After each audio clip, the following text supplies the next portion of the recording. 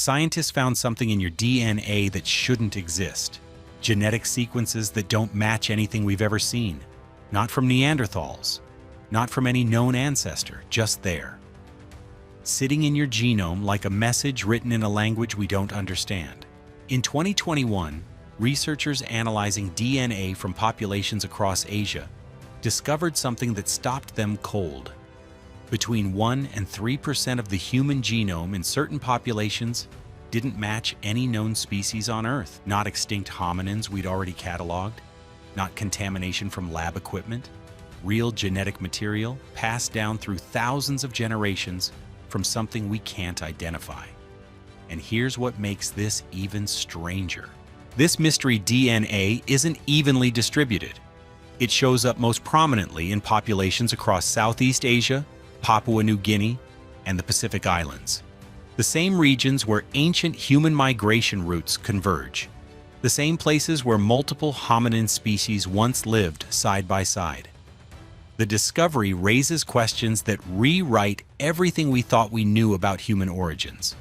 Who were these ghost ancestors? When did they breed with early humans? And why did their DNA survive in some populations but disappear from others?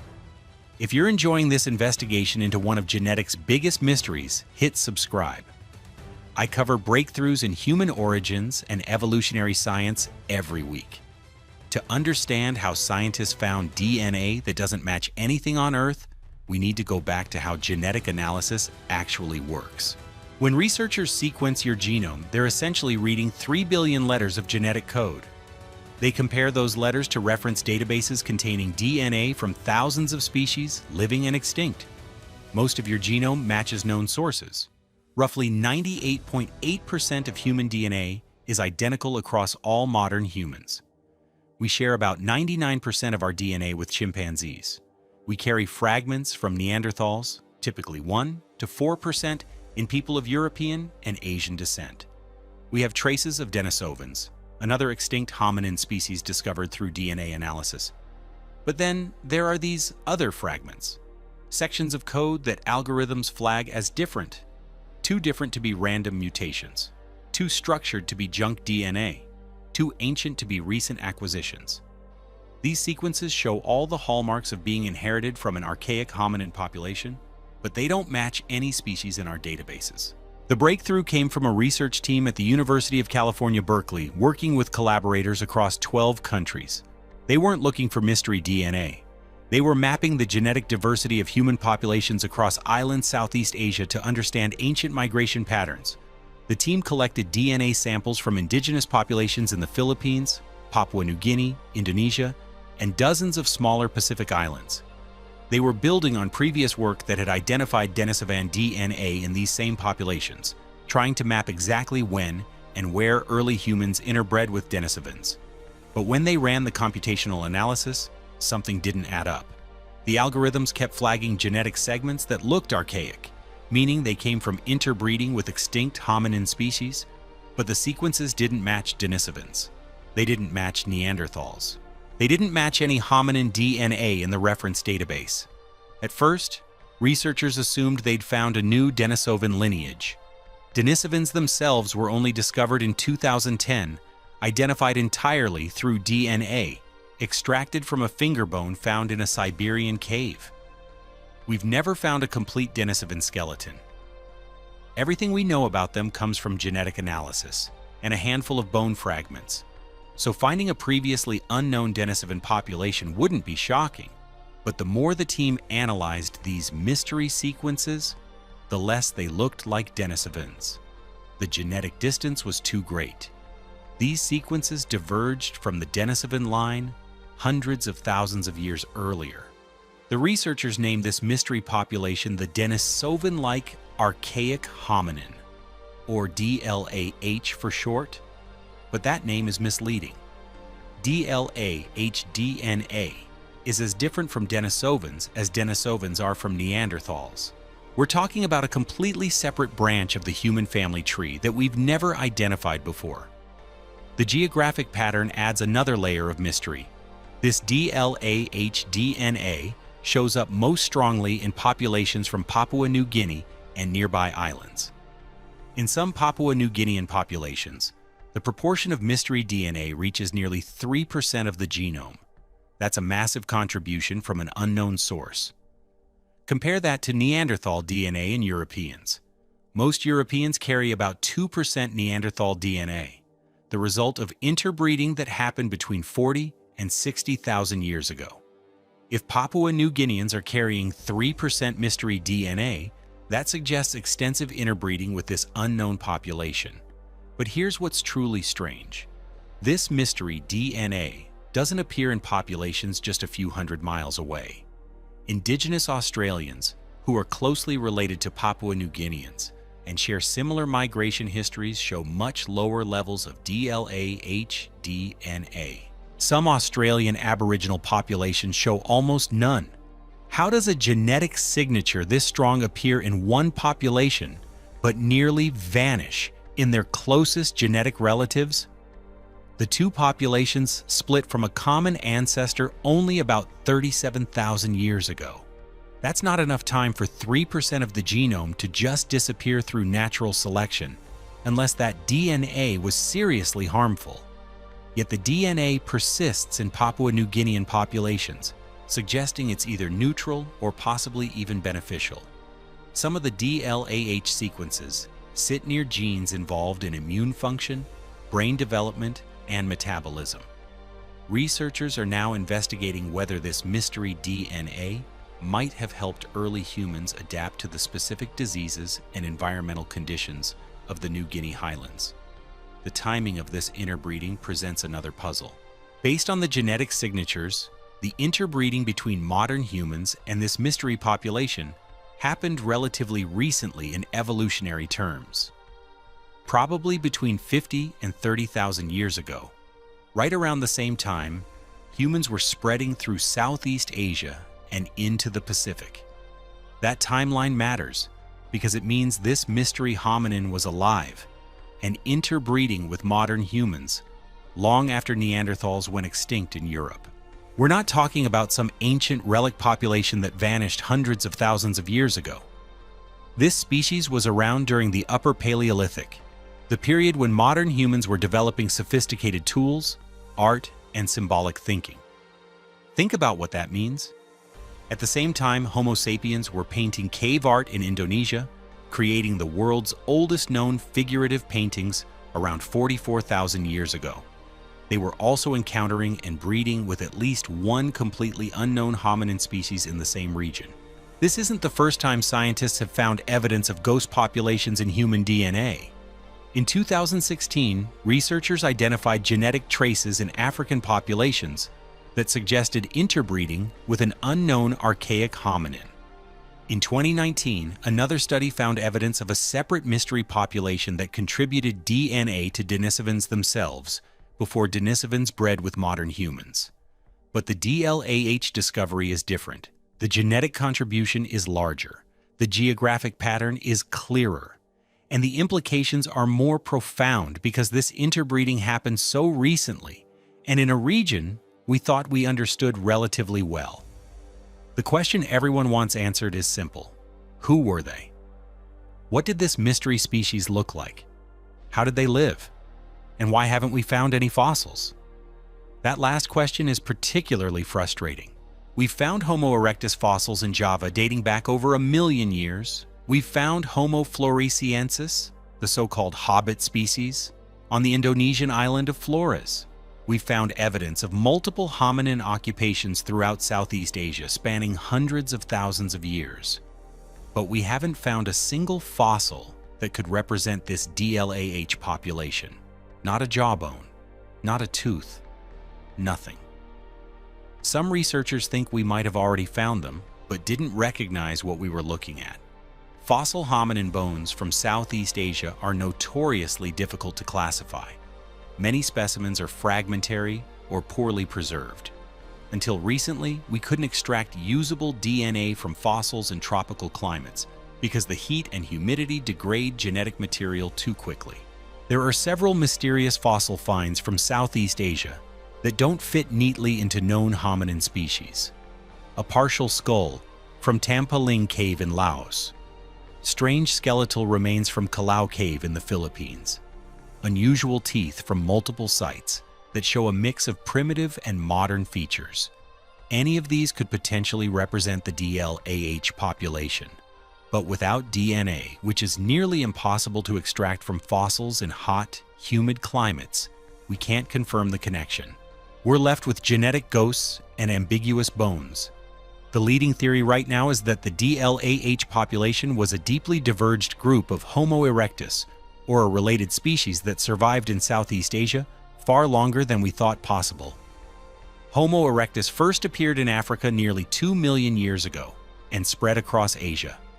The species was remarkably successful, persisting for over 1.5 million years.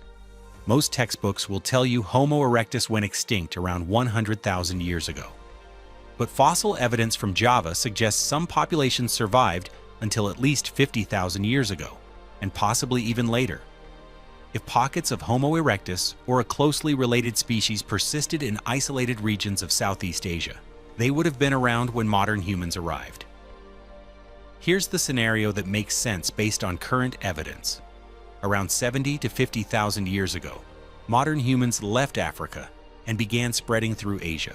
As they moved through Southeast Asia, they encountered remnant populations of ancient hominins that had been isolated on islands and in remote jungle regions for hundreds of thousands of years.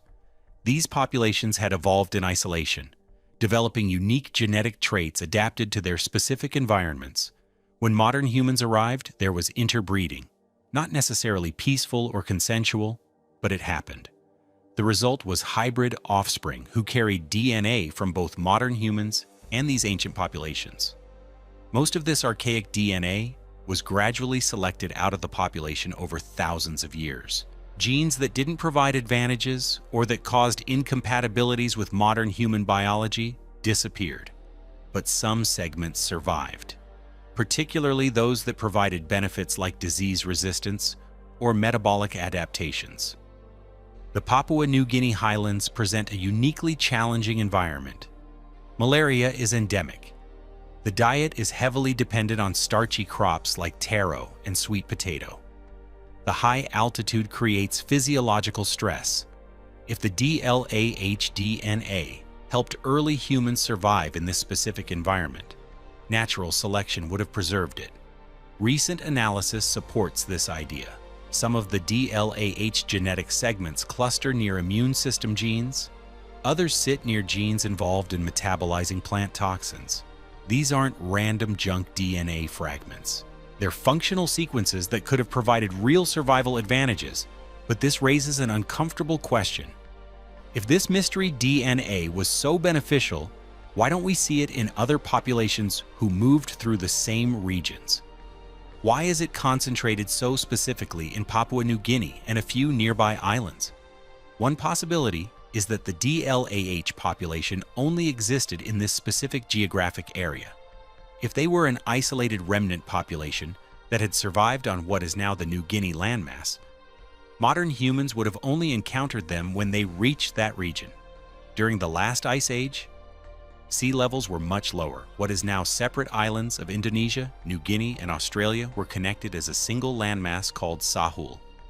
Early humans island hopped across Southeast Asia, eventually reaching Sahul around 65,000 years ago. If the DLAH population lived only in the New Guinea highlands, humans wouldn't have encountered them until they'd already settled the region. By that point, other human populations had moved on to Australia or stayed in the Indonesian islands. The genetic mixing happened in one specific place, and then that population stayed relatively isolated for tens of thousands of years. That isolation is key. Papua New Guinea is one of the most culturally and linguistically diverse places on Earth.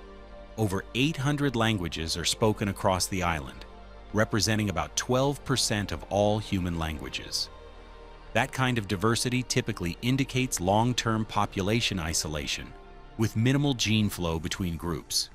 If Papua New Guinean populations have been relatively isolated for 30,000 years or more, it makes sense that genetic traits acquired in the early days of settlement would persist at higher frequencies than in populations that experienced more genetic mixing. But there's another possibility that some researchers find compelling. What if we're not looking at one mystery population but several?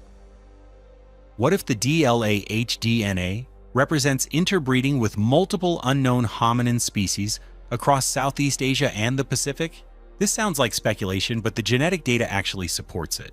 When researchers analyze the DLAH sequences in detail, they don't form one clean lineage. There appear to be at least two, and possibly three distinct genetic contributions from different unknown sources. One contribution shows up primarily in Philippine populations, another appears strongest in Papua New Guinea. A third might exist in some Indonesian populations. Each has slightly different genetic signatures, suggesting they represent different populations with different evolutionary histories. If this interpretation is correct, Southeast Asia during the late Pleistocene was far more crowded with hominin species than we ever imagined. You'd have modern humans spreading through the region, Denisovans in some areas, Homo floresiensis surviving on Flores until at least 50,000 years ago, and at least 2 or 3 other mystery populations we've only glimpsed through DNA analysis. This makes sense when you consider the geography. Southeast Asia is a maze of islands and peninsulas. During ice ages, land bridges connected many of these islands, but populations could still become isolated. Each island or region could have harbored distinct hominin populations that evolved in isolation for hundreds of thousands of years. When modern humans arrived with better tools, more complex social structures, and superior cognitive abilities, they gradually replaced these archaic populations. But not before interbreeding occurred, leaving genetic traces that persist to this day. The implications of this discovery extend far beyond academic curiosity about human origins. This mystery DNA is part of the living genome of millions of people today. Understanding what it does and where it came from could have real medical and scientific applications. Researchers are now investigating whether any of the DLAH genetic variants contribute to disease susceptibility or resistance in modern Papua New Guinean populations. Some of the mystery DNA segments sit near genes associated with autoimmune conditions, metabolic disorders, and neurological development. If we can identify exactly what these archaic genes do, we might better understand why certain diseases appear at different rates in different populations. We might find genetic adaptations that could inform new medical treatments. We might discover evolutionary solutions to biological problems that we can apply to modern medicine. But there's also a deeper question here about what it means to be human.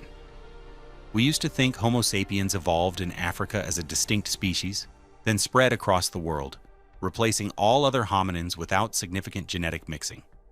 That story was clean and simple. Now we know it's far more complicated. Modern humans interbred with Neanderthals, with Denisovans, with at least one and possibly several completely unknown populations. We're not a pure species, we're a hybrid carrying genetic legacies from multiple extinct lineages.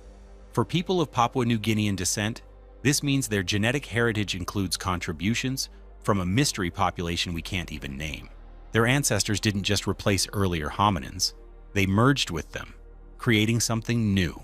The search for answers continues. Researchers are now using advanced machine learning algorithms to scan genetic databases for more evidence of mystery populations. They're developing new techniques to extract DNA from fossils in tropical environments.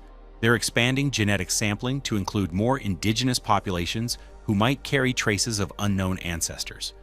Some scientists predict we'll identify at least 3 more ghost populations in human DNA within the next decade. Others think the number could be much higher, particularly in regions like Africa, where human genetic diversity is greatest and archaic hominin fossils are abundant. Each new discovery complicates the human family tree, but it also makes the story richer and more interesting. We're not the end product of a simple linear evolution. We're the result of countless encounters, migrations, and genetic exchanges between diverse populations spread across a changing world. The mystery DNA in Papua New Guinean genomes is a reminder that there are still fundamental questions about human origins we haven't answered. Still chapters of our evolutionary story we haven't read. Still ancestors we've never met hiding in the shadows of our genetic code. Scientists continue to search for the fossils that might match this mystery DNA. They're developing new technologies that could extract genetic material from bones in hot, humid climates. They're analyzing museum collections for specimens that might have been misidentified or overlooked. Somewhere in a cave in New Guinea or on a remote Indonesian island, there might be bones waiting to be discovered. Bones that will finally put a face to the genetic ghost that lives in the DNA of millions of people today. Until then, the mystery remains. Evidence of an encounter between modern humans and an unknown species. Proof that our ancestors walked the same forests, crossed the same rivers, and shared DNA with populations we've erased from history everywhere except our genes. The question isn't whether there are more surprises waiting in human DNA. The question is, how many more ghost ancestors will we find before we finally understand the full complexity of what made us human?